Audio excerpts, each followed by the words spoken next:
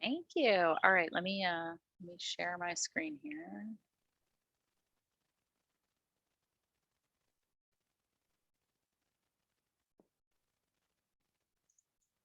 There we go. All right, well, welcome to the new student check-in with your advisors and success coach. If anybody trickles in, we'll catch them up. But I'm Adriana Kelly, and I'm one of your academic advisors in the online MSW. I've been with UCF for about 7 years, and I've been with this program since it began in spring 2016. So I have a lot of experience with the ins and outs of the program, and I'm looking forward to working with you. Hi, everyone.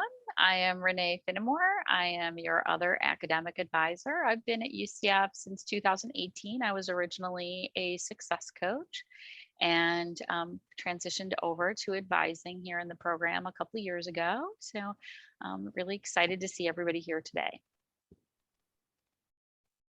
And hello, everybody. I am Barbara Bush, and I've been with UCF as a coach since right before COVID in 2020. And I've only worked with the MSW program just for about the last 6 months.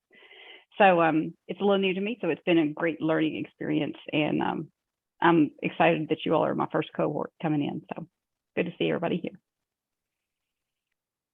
So we'd love to kick everything off by getting to know the students that we have in here. It looks like there's only a couple of you.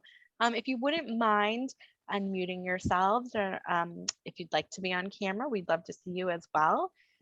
If you would like to introduce yourselves, we would like to meet you.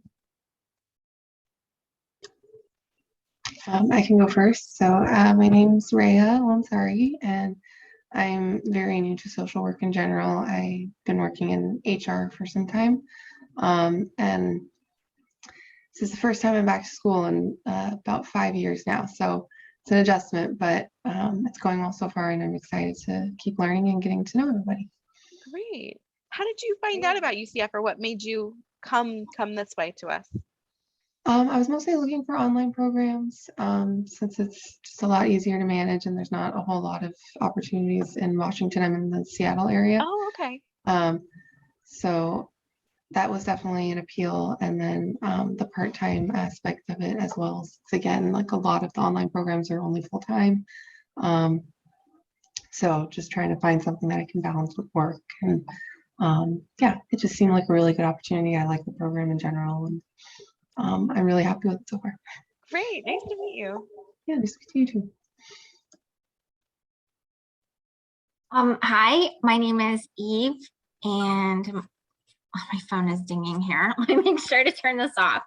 But so my background, my undergrad degree is in communications, mass communications, newspapers, and I worked in that field for a long time. But then I have been working in human services for about 9 years now, and I just really love it. I love working with youth and families, and you know, I want to be able to serve them on a better level, a more clinical level. And I work with a youth coalition, and I'm here in Pasco County, Florida, and so I work on our Drug and Alcohol Prevention Coalition. And then I also work in behavioral health, doing groups with kids and families on a variety of topics. So that's kind of what I do for a living. And if you're going to ask me the question about why did I choose this program, I did an extensive 2-year research on this.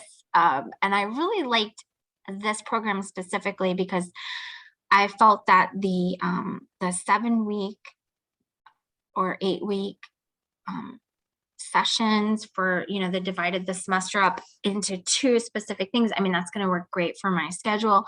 Also, that you have a very linear, you know, projection through the courses. That is really exciting to me because I talk to a lot of places. They're like, well, you just kind of do it on your own, but I really need a lot of guidance to make sure that I complete this on time and that I get everything, I learn everything I need to learn. So I loved the structure and the way that the whole thing was organized. It just seemed very cohesive and purposeful, and I'm really liked that about your program. Great, it's nice to see you, and I really like your poster back there. Oh, the Iron Giant. Yeah. Yeah, my husband's a big fan. So Yeah, it's a great one. We had Kiana join us. Am I pronouncing that correctly? Well, we're introducing ourselves if you'd like to. We're just asking who you are, how you found us, where you're at, what you're doing, that kind of thing. Okay, good afternoon. My name is Kiana Smith. Can you hear me? Yeah. Okay. I am in Jacksonville, Florida. I'm actually a veteran teacher. I've been teaching for 18 years now. Oh, And I guess I found this career because being from the front end where I'm teaching the academics, the reading, the writing, the math, and all those sorts of things. Because I work in inner city schools, I always see the social emotional part that's lacking with a lot of our students. And so as I continue to work and keep thinking and keep learning and keep meeting students, I'm like, I think I want to go from the other end. Like, I do love teaching. I love educating students academically, but I would also love to educate students in things that they will be able to use for the rest of their life so that they can deal with certain issues or things that they're going through in life. And it will be helpful to them to show them the whole, like basically educating the whole person. So that's kind of how I first got my interest in this field. And then just in life, having family who've dealt with schizophrenia, family members who deal with trying to commit suicide, different things like that. I just have a heart for wanting to help people develop and become the best person that they can be. So that's kind of where I found this. And then as far as UCF is concerned, kind of like, I think that was Eve who said she'd been kind of researching for years. I've been doing the same thing for about 2 to 3 years, deciding what I really want to do, what did I want to further my career in. And when I found the UCF program with the 7-week classes and totally online, I said, okay, now this is a program that I could really see myself being a part of. So that was why I chose this school. awesome. Thank you. Well, welcome everybody. We're going to give you a brief presentation here about what to expect in the program, and then there'll be a chance for you to ask any questions you have. And if you think of anything while we're talking, feel free to write it in the chat and we'll answer you that way. But we're going to talk a little bit about what to expect. So in your classes, what the 7 weeks going to look like, what it's going to be like when you add in a field placement with the 7-week classes, with finances. We know that payment of tuition is a huge concern for students. So we talk a little bit about that, how our tuition works, how you can pay for classes, that sort of thing. And then we'll talk a bit about field placement. You'll get a lot of information about field placement throughout the program. So we're just going to touch a bit about it to start with. So what to expect in your classes. This first class is very heavy on reading, which I'm sure you've all already experienced. In future courses, it's going to look different. So right now, if you feel like, wow, this is really, it's not very interactive, it's not, I don't have a lot of discussion, or I don't have a lot of interaction with anybody in my class or my instructors, it's not going to be like that. Moving forward, this first course is just heavy on that. So moving forward, you'll have group projects, you'll have presentations, you'll even have some live sessions that you'll get to participate in with your cohort mates. Less quizzes, but more writing. So if this first class is giving you any trouble, or if you're thinking that maybe it's not quite the program for you, hang in there, reach out to us, reach out to your cohort mates.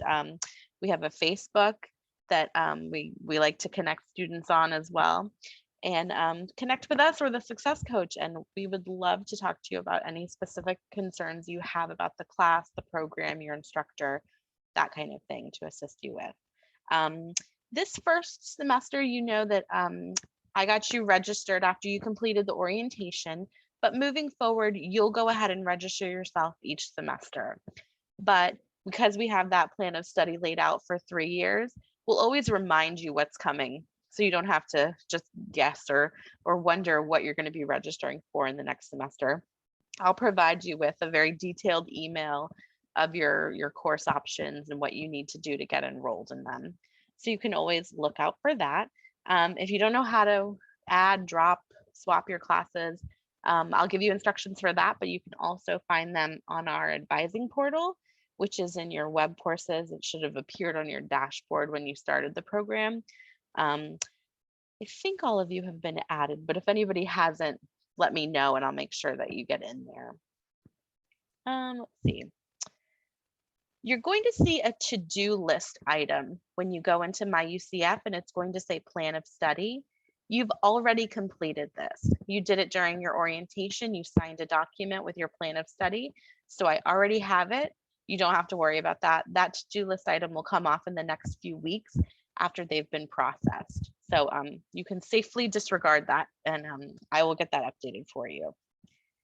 And you're going to have another class on your dashboard. It's another non-credit web course. It's by the College of Graduate Studies called Pressure to Plagiarize. And it's a module that you need to complete. It's mandatory for all graduate students. If you don't complete it by the deadline they state, they're going to put a hold on your account. And that hold means that you can't register for future semesters. So you definitely want to take care of it when you see it. They'll give you a good amount of time to complete it, and the instructions on what to do to get that. If by chance you get a hold on your account, what to do to clear it. I think I got that course registration, partial waiver. Yeah, I think that's all for those. And Renee wrote in the chat that you should see that course pop up in web courses next week, and you have 30 days, about 30 days to complete it.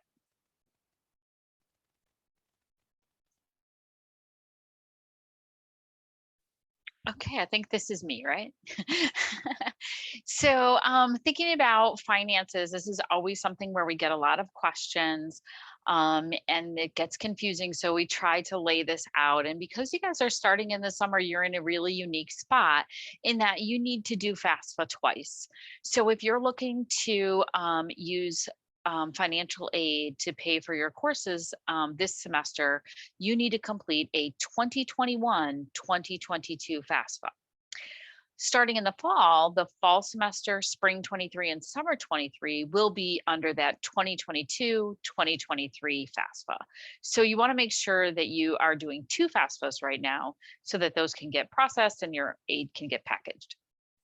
As graduate students, there are not Pell Grants or other or subsidized loans. So you'll see that you will be offered unsubsidized student loans, and you should see those. If you haven't looked already, you should see an award already. If you've already submitted your 2021-2022 FAFSA, you should see that award already. You'll need to accept that, and then it should disperse probably this week. So the way disbursement works is when you complete your first, you'll see a first assignment that's noted as a financial aid activity assignment.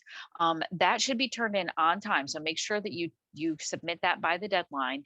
That is what financial aid uses to say, yes, this person is attending the class and therefore eligible for financial aid. So you want to make sure you turn those assignments in on time, and then it will disperse. Now, the rules that the government uses for loans in terms of disbursement vary by semester. So this summer, the minimum number of credit hours that you need to be registered for is 3 credits. You need to be active in at least 2 of those 3 credits in order for your aid to disperse. So you start your class in week 1, you turn in that first assignment, and then in week 2, the aid disperses. And usually by the end of week 2, beginning of week 3, students see that refund. If they have, accepted more than the cost of their tuition and fees, they'll see that refund come to them. That changes a little bit in fall and spring. The minimum required there is 6 credits and 4.5 credits that you're active in. So in the fall and spring semesters, just this first year, you will see that your student loan will not disperse until term 2. It will disperse in the second week of term 2. And so our fee invoice due date is later. So I know all of you have been receiving reminders from student accounts that your fee invoice is due this week. And just know that that's mainly just a matter of population size. So we're a university of about 80,000 students, and about 550 have this 2-term structure where the fee invoice due date is later. So you want to make sure that you're always looking at the calendar that we provide to you. You should have gotten it in an email from me, and if not, it's in the advising portal. But our due date for for summer is not until July. So your fee invoice will get updated at the end of this week and reflect that correct due date. So we have plenty of time. If you haven't accepted your award yet, if you haven't submitted your FAFSA yet, we do have plenty of time to get that all worked out before our actual program due date in July.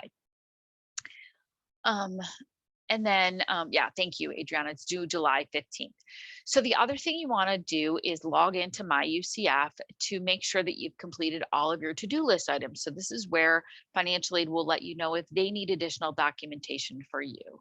And this happens occasionally, but I find that typically it's triggered by things like you got married since your last FAFSA, right? Like they, when you complete your FAFSA, they're pulling tax information from 2 years ago, and maybe what you put on your FAFSA doesn't match what you had on your tax info 2 years ago. So you've gotten married in the last couple of years, or something about your filing status has changed. That typically triggers them wanting to have additional documentation. So that's where you'll find it, is in your to-do list in My UCF.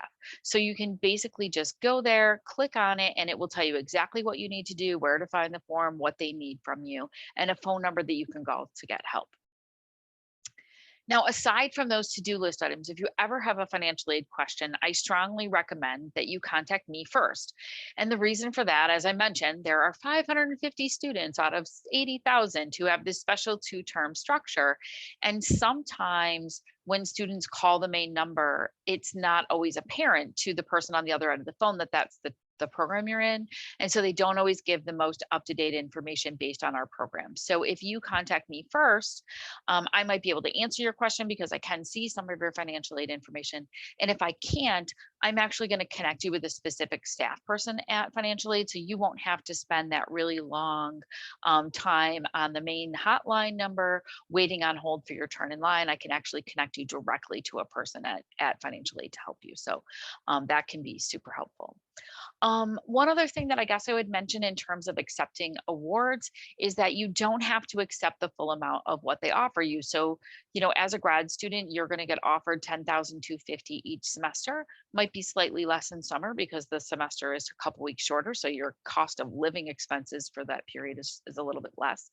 But you can reduce that. So you can choose to reduce the amount of your award to only what you feel you need so that you can kind of manage what your repayment's going to look like later on. So there should be instructions with your award information on how to do that. But if you need help, just let me know. I can send you a link with a video on how to do that.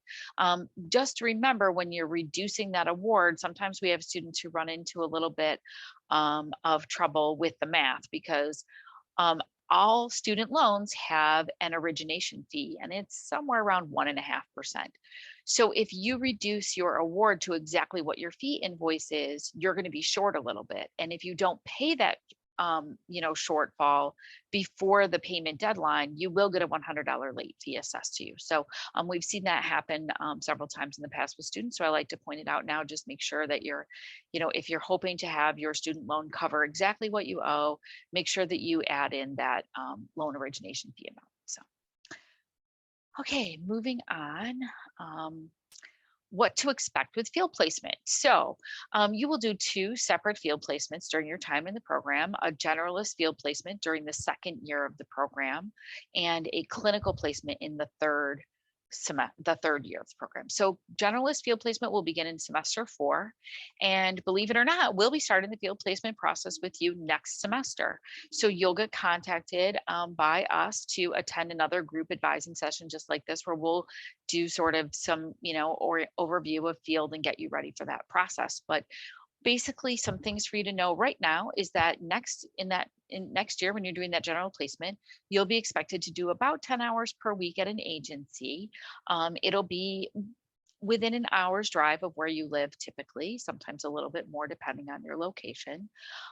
There's a whole process for that. So you will apply for field placement and provide a resume, a narrative statement. There's some information that they collect from you, and all of that information is used to match you to an agency. So you won't be looking for your own placement. We'll actually be identifying the placement for you. We have students in well over 40 states. And so we have lots of partners across the country that we use to place our students at agencies so that they can learn and build their generalist and clinical skills. So if you're looking for more information about field placement, the best place to find that right now would be in the advising portal in web courses. You'll see that there is a there's a module on field placement there. Did I miss anything about field placement, Adriana? No, I don't think so. There's a question in the chat. Do you get to choose a specific area of interest? Great question. So when you do the application, you will have the opportunity to rank the populations that you'd like to work with and the setting that you want to work in. And they use that information to help match you with agency opportunities. So if you want to work with children, or if you're hoping to work in a school, or maybe you're hoping to work in a medical setting, whatever that interest might be, maybe it's with substance use disorders, you'll be able to provide that information, and they will try to match you. So, and typically the process is that they look at like what you're saying in that application about the experiences you've already had, your interests, the skills that you might have, what agencies are hosting students near where you are. And we start with our partners that we already have affiliation agreements with and have opportunities, and we try to match you that way. If we don't have any agencies yet, then we seek to find new agencies to establish new partnerships. So we've rarely had students not get a field placement, and typically when it happens, it's usually because of something on the student end more so than on the agency end. So that tends to work pretty well, and we, students have really great varied opportunities. So more information about that is coming next semester. I would just really, if you're not sure, I would say the big things to be thinking about are the 10 hours per week really needs to be during the day, during the week. So start thinking about what that would look like for you and how you're going to make that work with whatever commitments you already have in terms of job, family, that sort of stuff. So, but again, we'll cover that in more detail next semester.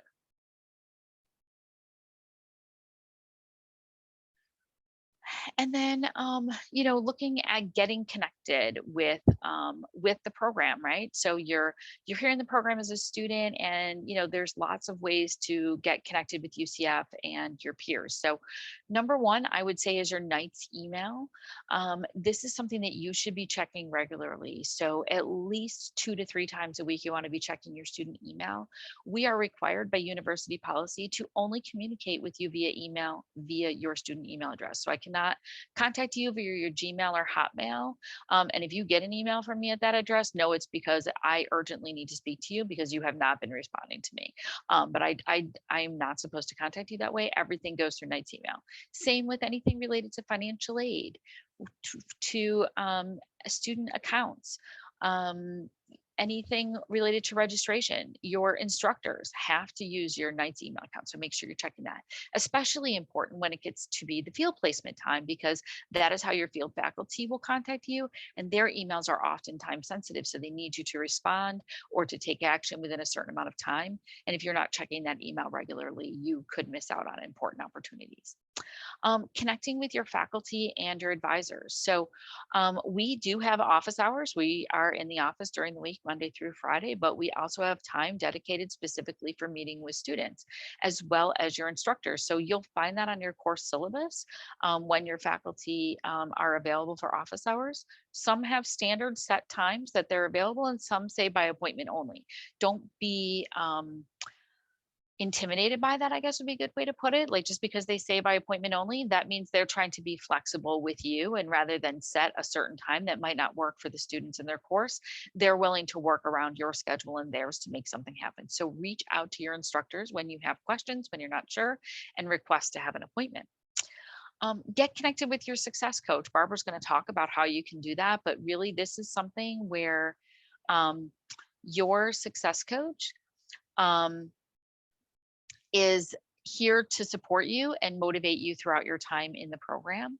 And they really have a lot of strategies and techniques that they can use to help you be successful. And Barbara will go into that in more detail. Just to back up, we had a question about web courses and using the inbox to reach out to instructors.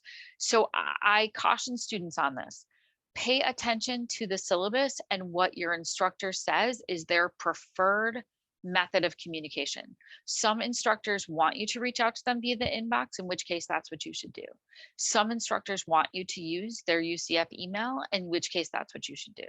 Some instructors ask you to contact them via a different email address, and so that's what you should use. So just know that that's really, important. One thing that I will say is that you can contact me via inbox. Inbox messages for me in WebCourse, because of the way I have it set up, go to my UCF email address. I have found that when I contact students via their email address, that if they're just checking their inbox, they're missing their messages from me, because I cannot always contact you via inbox. So for me, I need to send you an email. I need to have that actual email trail. So I use our Outlook email to do that. Our online advising portal. We talked about this a little bit, but in WebCourses, you have a non-credit course called the Online MSW Advising Portal. And here you'll find things like our academic calendar, because it's a little bit different than the university calendar. Plans of study based on your semester that you started in the program, tuition and fees information, resources for, strategies for being successful in the program, some social work specific things are in there, information about field placement, and anything else that we've thought of that we think you might need to know. There's some info about the various full-time faculty and staff that work in the program that you can learn more about, our student organizations, NASW, things like that. And then lastly, we have a Facebook group. It's a private Facebook group for the online MSW. You should have gotten information about joining that once you were registered for classes. That's a great place to talk to other people in the program who might be in different cohorts, to also connect with members of your cohort. We share information there, job opportunities, events that might be happening, reminders about things. We'll also send those as announcements through the advising portal, and you'll see those in your inbox or in your student email account. So anything that we share in the Facebook group, we do also share in other ways. So if you're not on Facebook, you'll still get that information. One benefit to the Facebook group that I've found is that it's a couple of things. One is that if you're trying to decide, in the future, you're going to register yourself. And if you're trying to decide between a couple of instructors, the Facebook group is a great place to ask students for feedback about the courses and the instructors. So if you're trying to decide between an elective or trying to decide which section of a class to take and which instructor to choose, the Facebook group can be a great place to hear from other students about their experience. Same for wondering about, like, what was this particular semester like, or what was it like to transition into generalist field or to go from generalist to clinical field. You can really learn a lot from your peers there. And I also find that the alumni are pretty active in that group, and they really do a lot to share job opportunities that they know in their agencies, but also to encourage students throughout their time in the program, and really let them know the difference that they make, and also how important it is to just sort of kind of push through and keep going when you're feeling kind of challenged as a grad student. So we had a question about the differences between advisors and success coaches. So this is a good place to sort of talk about that. Barbara's going to talk more in a minute about success coaches, but really, as your advisors, we're here to provide support to help ensure your success. So when you have questions about your plan of study, if you're not sure about policies or procedures on how to do something, if you want to talk about academic requirements, if you're ever experiencing any challenges that may affect your academic performance. So anything that's an academic challenge, maybe a personal challenge, illness, death in the family, childcare issues, mental health issues, medical things, anything like that that might be really, and we've, especially like since the pandemic, I mean, I think we've had some things with people having, my kids are virtual because they're quarantining and it's sort of thrown things off, or, my job is remote and I'm, or I've had to work overtime because we're short staffed, things like that, that might come up. Those are great opportunities to talk to your advisor to really talk about how things are going. So anytime you have questions about things specific to the program and what to expect going forward, that's when you're going to want to connect with an advisor. So you can reach out to us and we can communicate with you via email. We can do phone appointments. You can message us through Canvas using Inbox. We both offer Zoom appointments. We do individual. We've done group like this. There'll be more opportunities for these group sessions. You can use the advising portal to find the information you're looking for, even the online MSW Facebook group. Adriana, you want to add anything? No, I think you got it all. Yeah. I just sort of think of academic advisors. If it's anything academic, reach out to us. If you need, you have questions about the grading scale, you have questions about what's next in your plan of study, that kind of thing. Where I can't register for classes, that's the big one that comes up. I am here to help you with that, with especially registration, and then Renee and I both will tackle any of the other things that you might be dealing with.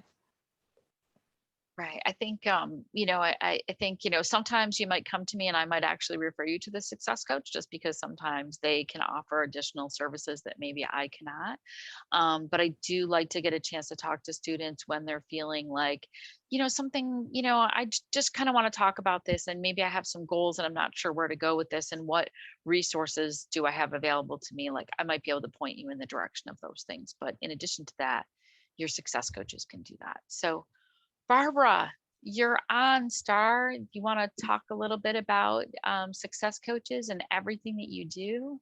Yeah. And first, I would say to Renee, your point just then, one thing I think to remember, especially with this group that I have found, is that you cannot go wrong. While it may be a more appropriate place to go to your advisor or your success coach, either one will point you in the right direction. If it is an academic issue that I need you to connect with Renee on, I will make sure that happens. So don't feel like you have to remember and keep straight which roles we actually do. So if I read through this, it'll, obviously it says your success coach, a specifically trained motivational partner who will be with you on your academic journey from enrollment through graduation. And you can always schedule an appointment. You can email me, you can call. It breaks it down a little further, and it says, we do co-design strategies to help students meet academic goals. We organize plans to keep students on track to graduate on time.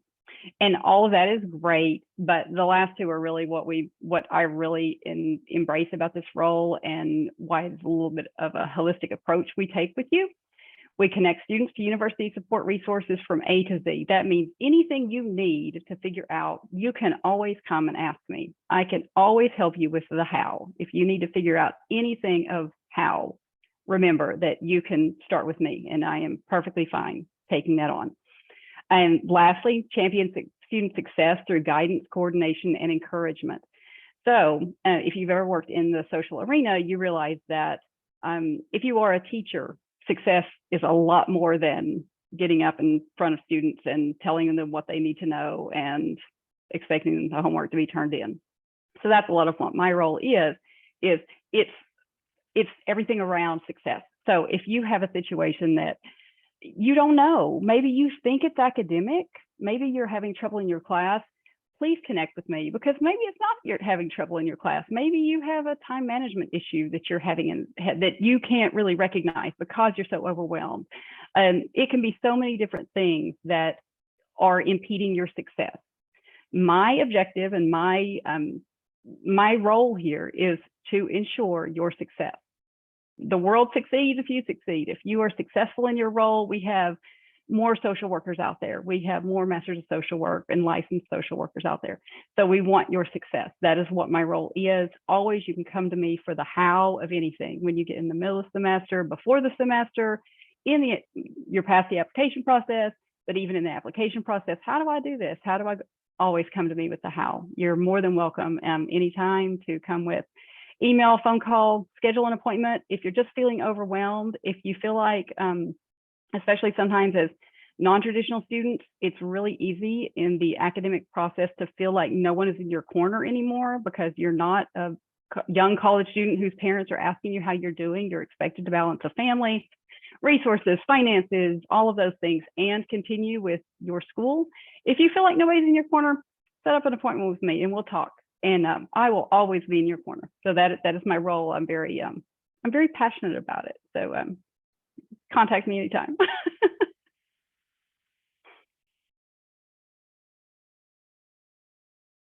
Thank you, Barbara. You know, one of the things that I used to talk to students about when I was a success coach, and maybe Barbara could speak to this a little bit too, is that if you're thinking to yourself, like, if this one part of my life was better, it would make like everything that I do in terms of my academics and my school stuff so much easier, or I would get closer to my goal.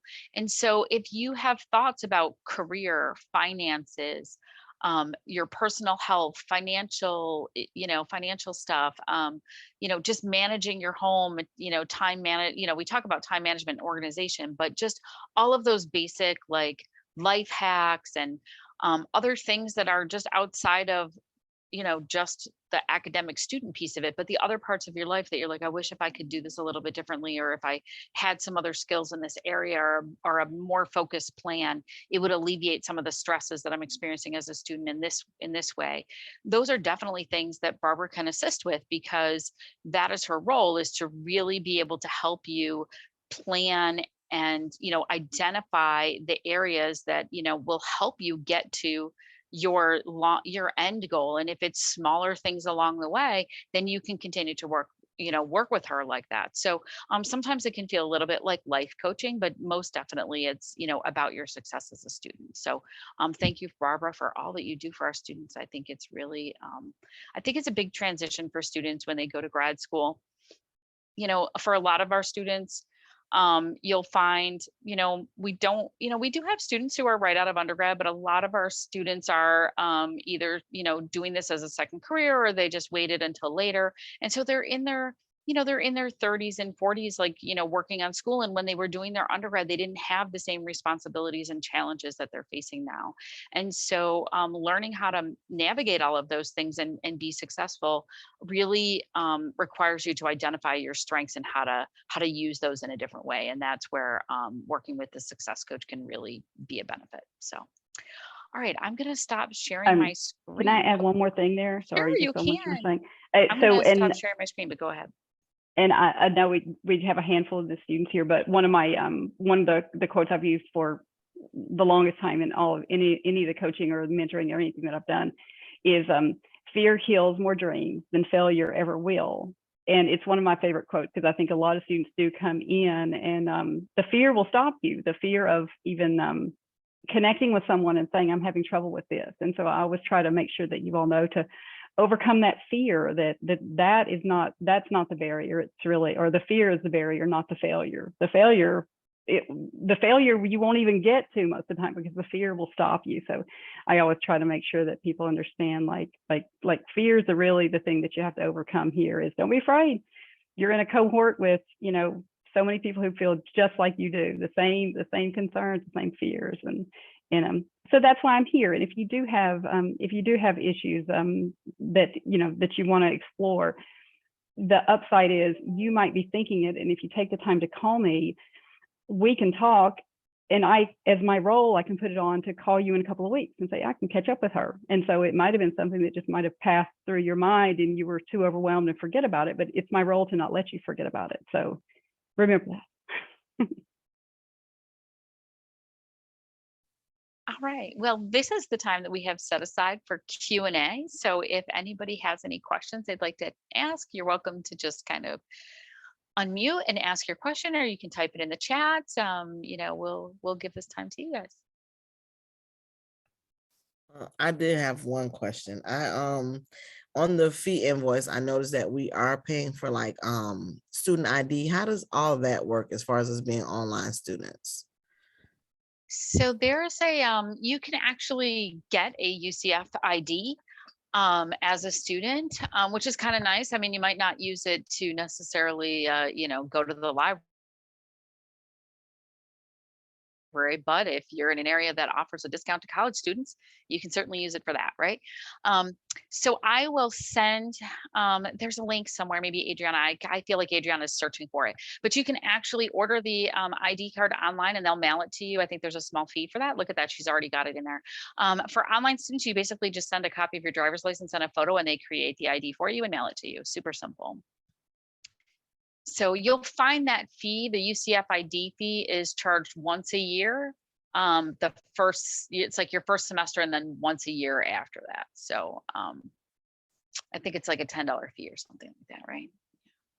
So the number that they put on that card can be used to check out items from the library. So that's one reason to get the UCF ID card, is mainly for that purpose.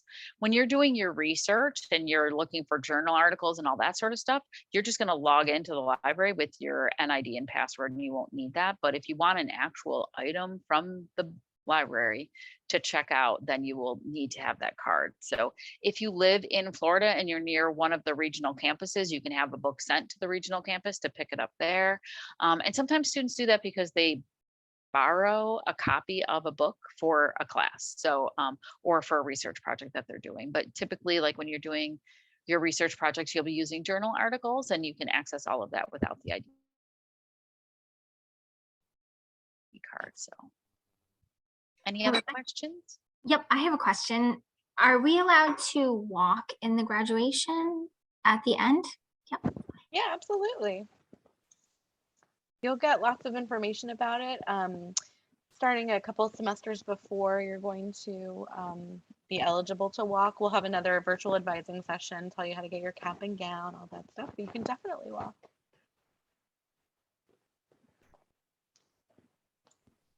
Barring pandemic craziness, UCF does commencements every semester. So so just know that, like, if you're set to graduate in, you guys are starting the summer, so you'll graduate in the spring. That's usually like the biggest one is in the spring. So you'll see there'll be lots and lots of stuff for that. One thing that I will say is, if you're traveling from out of the area, they usually don't schedule the specific ceremonies until about a month into the semester of which commencement's happening. So if you're thinking like, well, I want to buy tickets and take advantage of cheap flights, then you want to be here for the days that they'll identify, like 2 or 3 days of when commencement will happen, but we won't know which of those days and times will be our ceremony. So just kind of, if you want to, get your tickets early, you might be here for a couple of days. Just go to Disney, it'll be fine. So we also do something in our program for students. So if you cannot come to campus to walk, because that might be, kind of cost prohibitive for some people, or just even time prohibitive for some people, we do have a small special celebration that's done virtually. So so you'll get more info on that when it gets closer, exactly what that looks like. So yeah. Definitely. That's the only time you would have to come to campus, was if you wanted to walk at commencement, but that's not required. So great. Any other questions?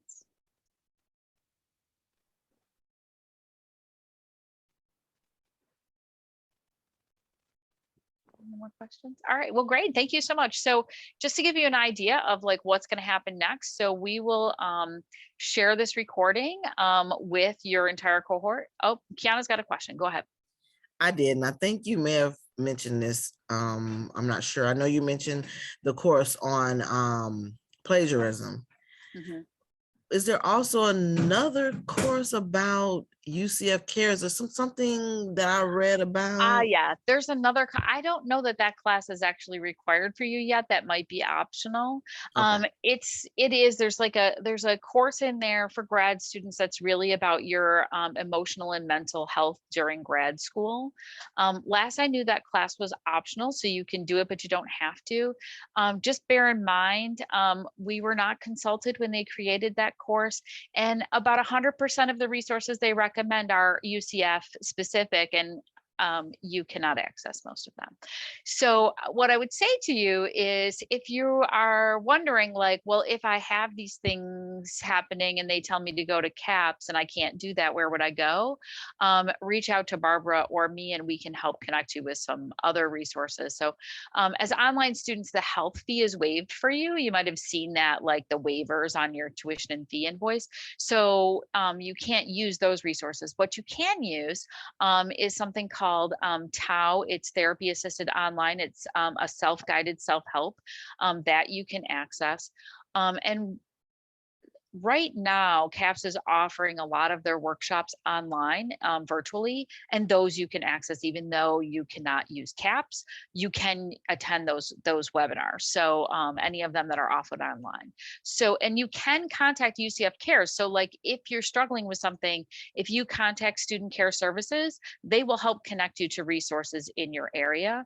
If you have an emergency and need emergency funds, you're still eligible for those student emergency funds through UCF's student care services. So if any of that kind of stuff happens, like just contact Barbara or me or Adriana. We can definitely kind of get you connected in the right place. And I do try to keep a list of like some resources nationally to assist with that too. But yeah, you'll see that module is really very UCF specific. Okay, so as I was saying, we will share this recording with your cohort. So you'll get another email with me that will provide the recording, a copy of our PowerPoint, and also information on how to schedule an appointment with Barbara, because what we're asking all of you to do is to reach out to Barbara and have just a quick conversation with her, just to connect, talk about how things are going. You know, if you have specific concerns that maybe you would like to arrange to have some coaching with Barbara on, you know, then you can kind of talk about that with her. But we want to make sure that everyone gets connected with Barbara and knows about what things she can do for you, and also answer any specific questions you have. And then if there's any concern, she might have you come to me. But I know that you're all stellar students. And as I was telling somebody else, you know, last semester, just remember that if you are accepted to this program, you have what it takes to be successful in this program. So, you know, your first paper is coming up, right? I mean, it's not, you got a couple weeks yet, but it's coming soon. Week 4, you'll be watching The Breakfast Club and writing a paper about it. One of the characters is one of my favorite assignments because I'm old and I saw The Breakfast Club as a teenager. But just remember, I mean, I talk to students every semester who get so panicked about writing that first paper, right? And I remember this because I was older when I went to grad school. I was changing careers, and it is kind of intimidating to have that first paper, and you want to do really well, and you want your professor to think good things about you and not sound like a dummy, right? But just remember that for our program, writing is critical. We really are looking at your writing when we decide who we are offering admission to. So if you are here, you have what it takes to be successful in this program. So just remember that as you're doing that first assignment. And also I recommend watching the movie, even if you watched it a while ago. I had somebody do that and they tried to write the paper from memory, and that doesn't go very well. So do watch the movie before writing the paper. But and there's we have a writing center here at UCF, which you do have access to. They do everything remotely, so you can share your paper with them and they'll give you feedback, and you can schedule appointments with them on how to do that. And Barbara might have already or is going to send you the information on how to do that. That's usually something the success coaches send out on how to access the writing center and schedule appointments. So you'll see that all coming to you. We try to keep in touch with you throughout your time here in the program, but most importantly, reach out to us if you need anything, okay? That was very long-winded. Does anybody else have anything to say? I feel like I'm over here telling everybody's parts. I'm sorry. Turn off my. Thank you all for coming. And I will follow up with the Writing Center, and it is fantastic and has so many resources. So definitely pay attention when I send that out, because the Writing Center has great resources. Check your emails. That would be my last point. It's a great way to be successful. Keep checking those emails.